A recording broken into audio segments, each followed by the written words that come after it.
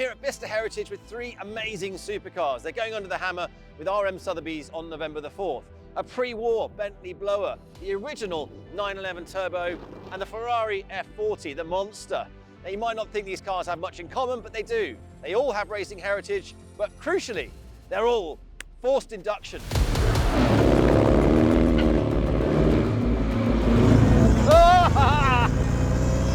can see why Birkin wanted this extra power. It's just so juicy, and there's no build-up lag like you get with the turbo. With this supercharger, it's slave to the crankshaft, so you've got constant power ready under your right foot. Much more responsive than the original straight-powered 4.5 litre engine. More powerful as it was, there's no doubt Bentley was a genius. He was the man that fixed the engines on the Sopwith Camel and saved all those young lads that were going up in the air and having their engines seized mid-flight and spearing into the ground to their deaths. And Bentley, not only was he the brains behind the engineering, he was also brave enough to get in those planes himself and made sure those engines worked. So he knew what he was doing with these engines, but Birkin saw the future. Forced induction, more power, more fun.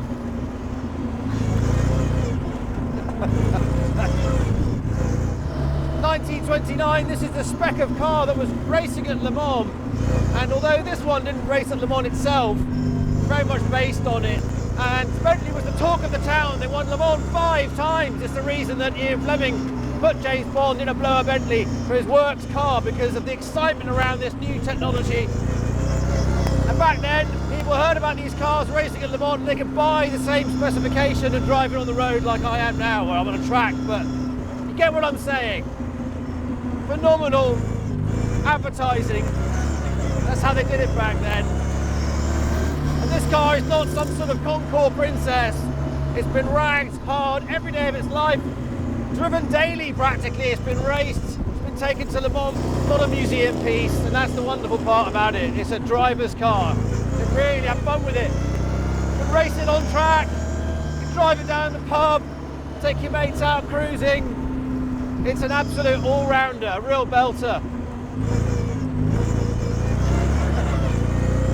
The other great thing is, because it's being used, it's being worked on all the time, and it means as things go wrong and they get a bit too old, they just change them out, but they've kept everything in period, and I think that's what really counts. To me, it feels like a really original, oily, smelly Bentley, exactly the way it's supposed to be, and drivable, exactly the way it's supposed to be. Proper laugh. I suspect the owner is going to possibly regret selling it. What I wouldn't give for a long French country road.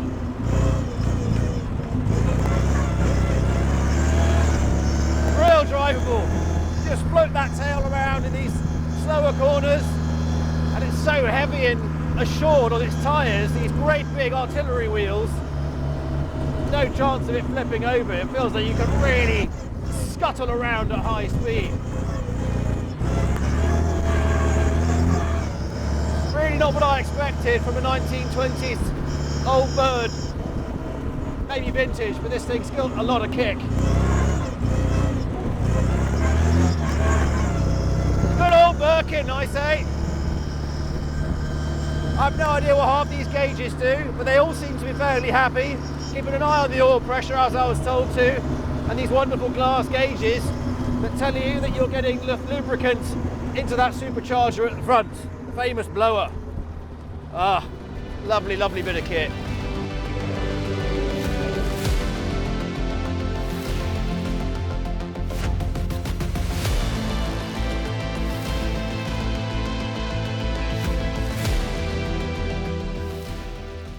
The Porsche 911 Turbo is an icon, and this is where it all began. The 930 that was released in 1975 that instantly proved itself in competition.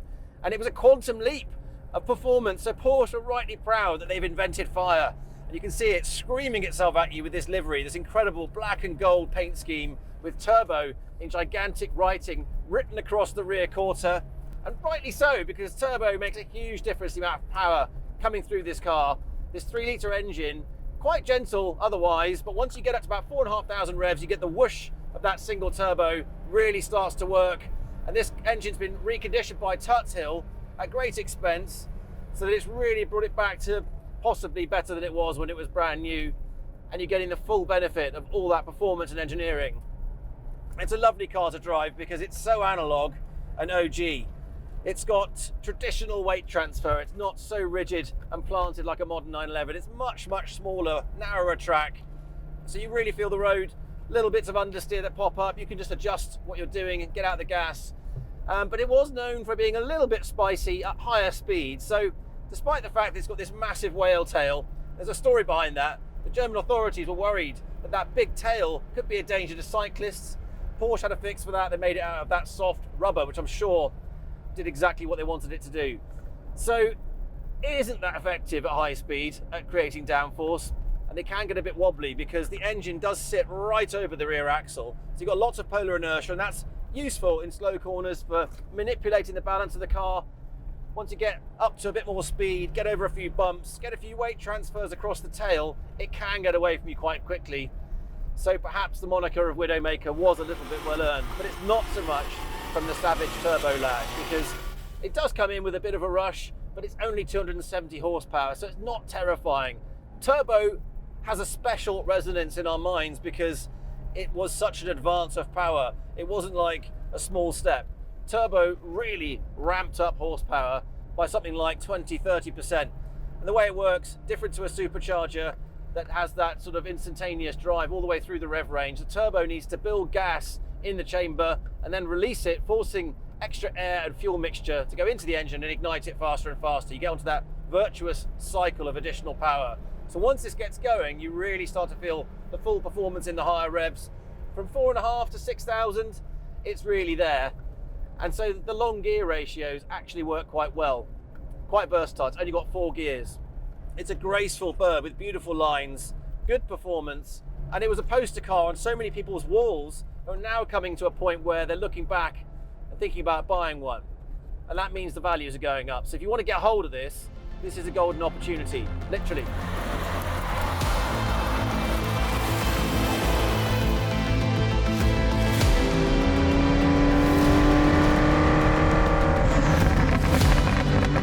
The sound of this Ferrari is just mega.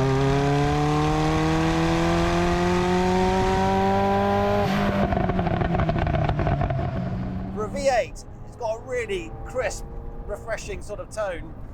I'm just going to drive it quite slowly to begin with because I don't know that I can actually speak if I really unleash what's sitting behind me, which is the 2.9 litre twin turbocharged V8 engine that fires this Ferrari F40. And it's in wonderful condition. This car's got, what's it got? 20,000 on the clock. Not very many. It's really quite pristine. And I have a huge amount of respect for these cars. I drove one once around Dunsfold when I was working on Top Gear, and I learned very quickly, to my detriment, the amount of power, savage power, that the F40 can unleash when you wake up those turbos. I'm not going to wake them up just yet. This is the Ferrari F40. It is the poster child Asbo car of the 90s. This one was made in 1992. Woohoo! The unique boxy shape and the design of it, just like nothing that came before. So racy looking, so, I don't know, avant-garde and crazy, basically. It's a crazy car. Extremely lightweight. The bodywork is made of Kevlar carbon fibre with a bit of aluminium in there for structural supports. Very, very lightweight, and beautifully you can see the weave on this car, but a lot of carbon was painted over in that era, but not so in the F40. It's got these bizarre sort of joins that are welded over or seamed over with sort of bright luminous green, sort of snot-coloured green, but it works, kind of matches the colour of the Kevlar carbon. On the outside you can see some of the edges that are detailed in black paint, and that's period correct. Handmade in Italy, that's just how they did it. And there are some small details you'll notice when you go around. Some of the panels aren't like perfectly sort of micro-adjusted into position exactly, perfectly. Again, that was handmade, hand adjusted as the bodies were put together on these cars. Quoted at 470 horsepower. Most people who've driven these will testify it definitely has more than 470 horsepower. I'm in second gear now, spooling up, the front goes first, and then the turbos kick in. And you hear the whooshing behind me. It's absolutely comedy. I mean, I can't hide it. I absolutely love this machine. The effect of the turbos, initially, it shoves all that torque through the rear tyres, the engine's behind me, and the rear squats, and so you sort of lose a bit of front steering if you try that during cornering. And just as the power really comes on and you've got all that lock on, the tail brake's free and you have to undo all of that steering. It's very exciting. So here we go, bit of power, it sits a bit more and then away we go like a rocket ship. But it is all very robust. The bump dampening that's happening with the suspension is quite firm. Everything is really screaming at you that this car is a bit of a thug.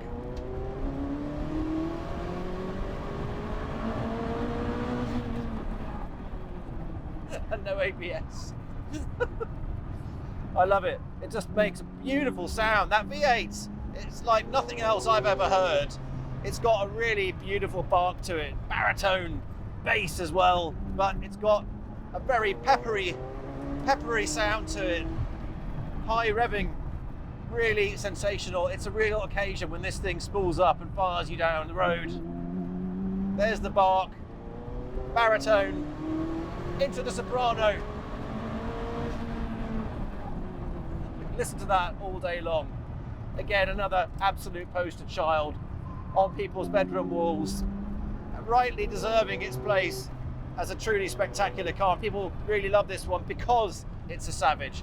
The F50 was a more refined version, well, not a version, but it was, you know, another evolution of the Ferrari brand in this territory of the hypercar, if that's what we're calling it.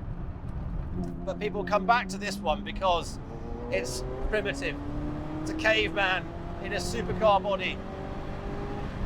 And the interior really speaks to that. It's got this felt dashboard, which just feels so out of place in a road car, but actually you kind of get used to that type of vibe in a racing car.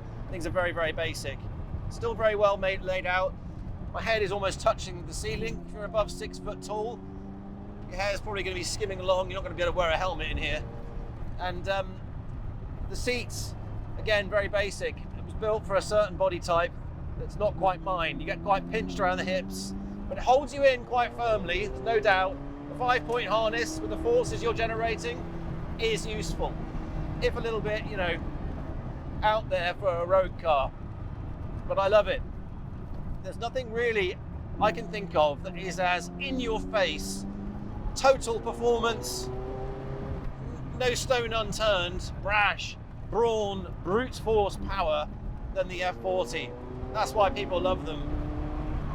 Absolute privilege driving this sucker. Pedals are beautifully laid out, quite close together like a racing car, so you want to wear a nice bit of Italian leather shoes, nothing too large, so that you can work those pedals, do a bit of heeling and towing, and just play this thing. But once you respect the fact that you've got a savage behind you that's ready to unleash hell on your command at the right foot, just not exactly when you expect it, once you know that, this car really becomes your friend.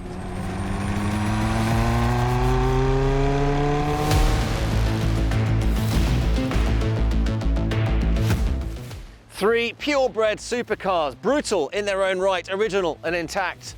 The Bentley Blower from 1929, still a daily driver. The Porsche, the original Turbo, a living piece of history. The Ferrari F40, absolutely berserk. All on sale with RM Sotheby's on November the 4th. If you want to add some spice to your life, get involved.